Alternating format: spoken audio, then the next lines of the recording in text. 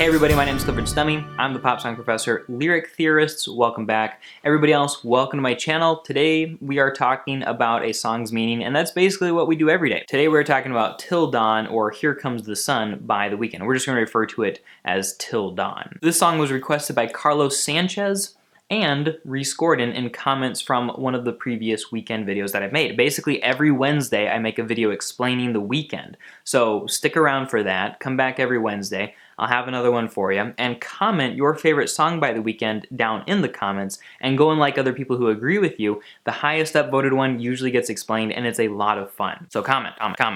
Sorry. So why is this song particularly worthy of discussion? Why is it unique among The Weeknd's repertoire? Well, it comes from the trilogy, which is a collection of albums that The Weeknd created. First comes House of Balloons, and then Thursday, and then Echoes of Silence, and Till Dawn is actually the last song in the entire trilogy. And it's interesting because it's the first one, or one of the few ones, that focuses on daytime, or the light, rather than on the darkness. And so it's like, it gives us that feeling that the entire trilogy is sort of submerged in darkness at nighttime and takes place at the night. And then at the very end of this series of albums, or mixtapes, we have the light coming from the dawn. And it is interesting. I've seen some theories that a lot of the girls that he sings about in these three mixtapes are similar or are the same person. And the reigning theory, I think, is that this one is about Valerie, who he has a special emotional connection with. It also has the same secondary title as the Beatles song, Here Comes the Sun. I looked at it, I couldn't see a lot of similarities between the two songs. The Beatles song seems to be more about,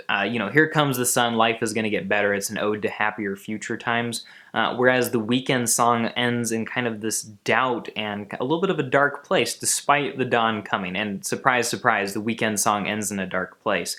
But that is what we like about his music. So perhaps in a way, The Weeknd is an answer to the Beatles, saying that no, life isn't quite so great as you think it will be. In fact, it's going to continue to be shrouded in doubt. But I'll let you guys be the judge of that. Let's jump into these lyrics. In verse 1, we hear the lines, I tell myself I'll take you for the last time, I'll be over you eventually. And so we know that he's talking to this girl, we'll call her Valerie, or Val for short. He's telling Val, hey, I'm gonna have sex with you for the last time, I'm gonna be over you. So they're having sex, and he's thinking about breaking it off. We don't know anything else, but he does want to be done. He continues, you wash your neck when you leave, now I know your routine. So he understands her, but she's also hiding the evidence of having had sex with him when she leaves the place. He continues, now I'll just take what I can get from you. I'm not embarrassed to be what you want me to be. And essentially we're going to find out later that he's having one-night stands, or maybe not quite one-night stands, since she seems to leave before dawn, which is going to come up later. But she has a boyfriend or a significant other, and he is having sex with her, and he's willing to do that for her because he just wants to take what he can get because he loves her. So we already see in this first verse this confliction between wanting to say, I want to get over you, and saying like, nope, I'll just be whatever you want me to be because I love you so much, I'll take the scraps out of your life. In the pre-chorus, we hear, because unlike you, I got nothing to hide, I don't pretend to have any shame. You know that I will be a call away, the call you'll make when you're all alone. And so he's confident in himself, which is a development from Wicked Games, which was part of the Thursday mixtape within Trilogy, where he's much less confident, and he's telling this prostitute essentially, like, pretend like you love me because I just need it and I don't care if you're lying. And so now he's kind of developed this confidence, and you feel like perhaps there's this character arc over the course of Trilogy in which he's become a stronger, better rounded person. But despite that, he doesn't demand a real relationship from her. He's still willing to take those scraps. That's what he says in that second part, where he says, I'll be a call away. And then in the chorus we hear, well, here comes the sun, that's the reference to the dawn, and you're in my arms. And so it's a little bit of an emotional sweet moment, maybe some of what he really wants. And then he says, and my denial keeps me on the edge of the chance that you'll stay through the night. And so for her to stay through the night would mean something to him. It would mean that she wasn't just coming to him for the sex, that there was some sort of relationship. Maybe it means she'll break it off with her boyfriend if he finds out that she has been gone all night or something like that.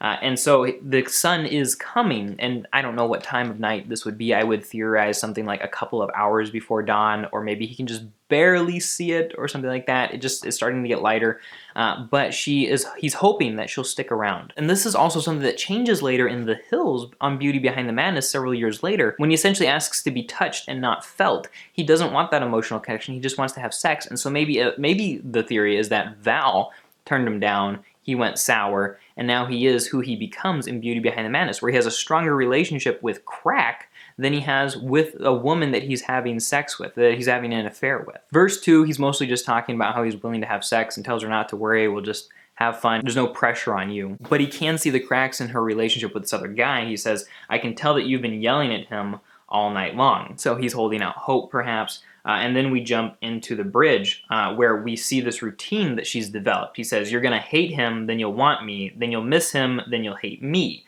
Girl, I know you so well. And so essentially she's kind of vacillating between two perspectives here. She loves the other guy and she loves him, but she keeps going back to both. She can't make up her mind, which is obviously a difficult place for her to be in, but she's putting other people in a difficult place by making them half of who she loves. So Val's an interesting character, and her duplicity, I suppose, really brings out some interesting character features of The Weeknd, something that we're going to see change, or that we have seen change since earlier in Trilogy, and something that we're going to continue to see change in the course of his music. And in the end, it leaves The Weeknd having grown a little bit, but still conflicted, and he's wanting something while trying to be strong, even though he doesn't get it, and still wondering if he ever will. I think it's a very interesting song. I'm always surprised by how deep The Weeknd songs get. I'll listen to a song at first and be like, this is kind of shallow, this is just about sex, whatever, but then you break down the lyrics and there's always something more, something to think about there. Except for a couple of songs on Starboy where there's sometimes basically nothing. But a lot of his older stuff, really good. I've enjoyed this. Guys, don't forget to comment your favorite The Weeknd song for me to explain next. I cannot wait to do so, and I hope that you guys have enjoyed this video. Thanks so much for watching, everybody. Talk to you later.